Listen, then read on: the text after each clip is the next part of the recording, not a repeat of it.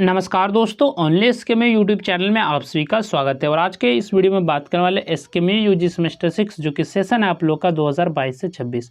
और आज के इस वीडियो में हम लोग कवर करने वाले जो कि आपका माइनर पेपर है, माइनर पेपर 2C, और जो सब्जेक्ट आपका awareness of rights and laws. तो ये माइनर पेपर 2C है, लेकिन आप लोग के एडमिट कार्ड में जो है माइनर पेपर जो यानी कि MN3 लिखा होगा कोड, लेकिन आपका जो है माइनर पेपर 2C होगा। यानी कि ये जो सब्जेक्ट है आपने सेमेस्टर 2 में पढ़ा, फिर आपने सेमेस्टर 4 में पढ़ा, और ये अभी आप सेमेस्टर 6 में पढ़ रहे हैं, और आगे चल के आप लोग जो इसी पेपर को सेमेस्टर 8 में पढ़ेंगे। ठीक है, तो ये फिलहाल आपका सेमेस्टर 6 के लिए वीडियो रहने वाला, और कोड है आपका माइनर पेपर 2C, और ये आपका सेट 1 रहने वाला है, जिसमें कि कुछ क्वेश्चन आंसर हम लोग देखने वाले हैं।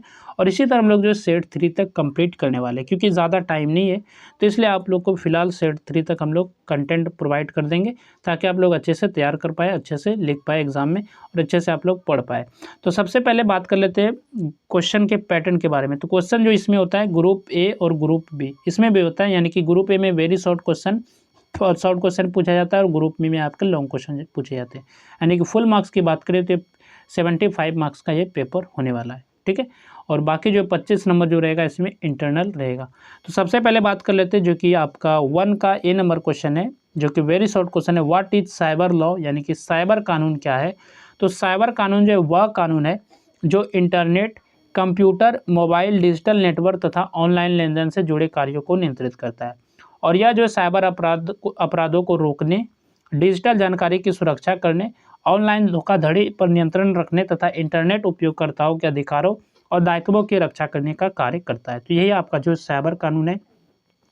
तो साइबर कानून जो वह है, यानी कि वह कानून है जो कि इंटरनेट और कंप्यूटर और मोबाइल के सुरक्षित उपयोग के लिए बनाया गया, यानी कि अच्छे से आप सुरक्षापूर्वक जो है उपयोग कर पाए।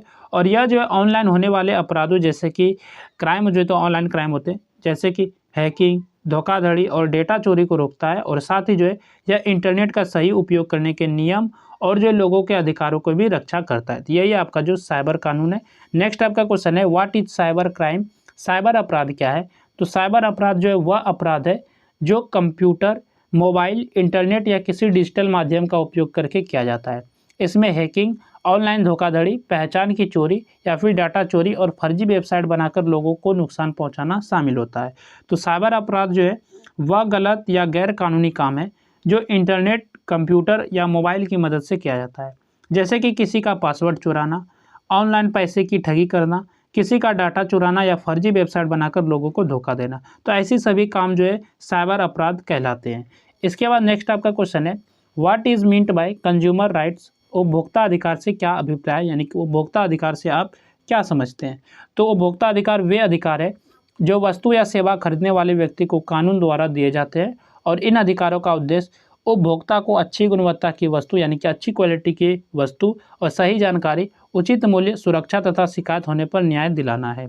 तो उपभोक्ता अधिकार वे अधिकार है जो सामान खरीदने या कोई सेवा लेने वाले हर व्यक्ति को मिलते हैं।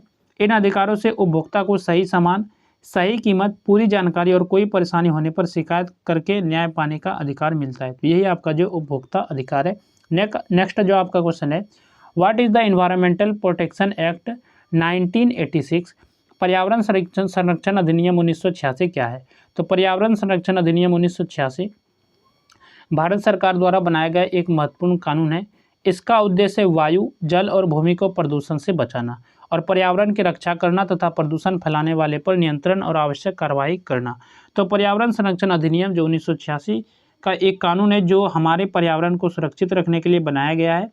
यह हवा, पानी और मिट्टी को प्रदूषण से बचाने, पेड़ पौधे और जीव जंतुओं की रक्षा करने तथा प्रदूषण फैलाने वालों के खिलाफ कार्रवाई करने का अधिकार देता है।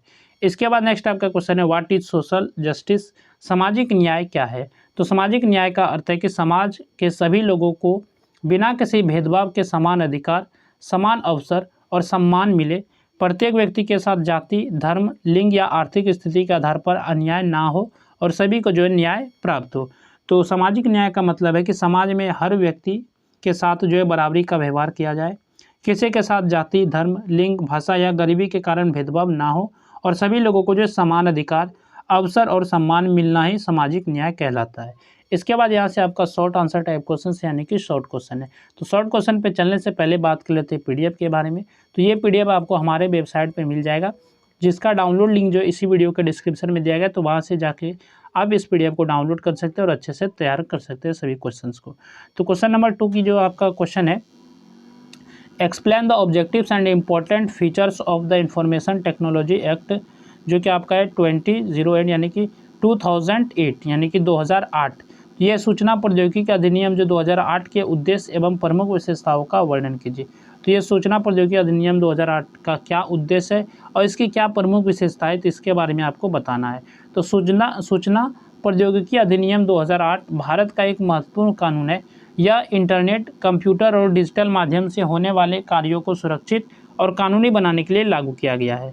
और इस अधिनियम का जो मुख्य उद्देश्य है, साइबर अपराधों पर रोक लगाना, ऑनलाइन लेनदेन को कानूनी मान्यता देना, इलेक्ट्रॉनिक अभिलेखों और डिजिटल हस्ताक्षरों को स्वीकार करना तथा जो है इंटरनेट उपयोगकर्ताओं के अधिकारों की रक्षा करना है।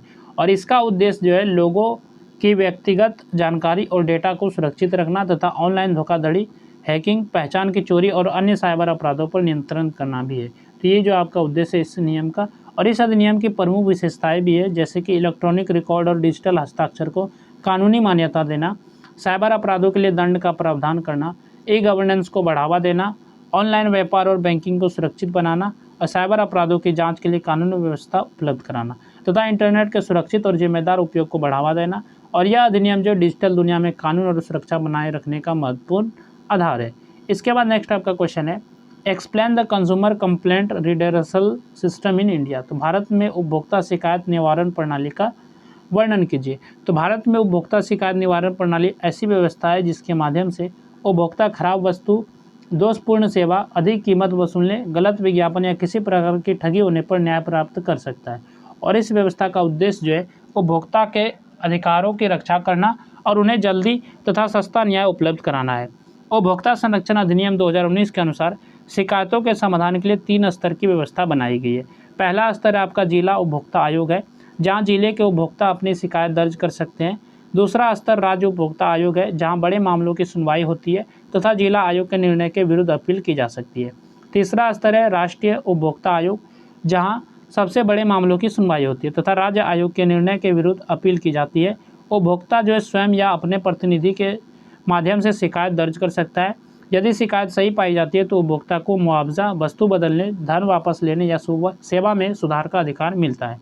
तो ये आपका था शॉर्ट क्वेश्चन। इसके बाद बात कर लेते हैं ग्रुप बी में, जो कि लॉन्ग आंसर टाइप क्वेश्चन है, यानी कि लॉन्ग क्वेश्चन है।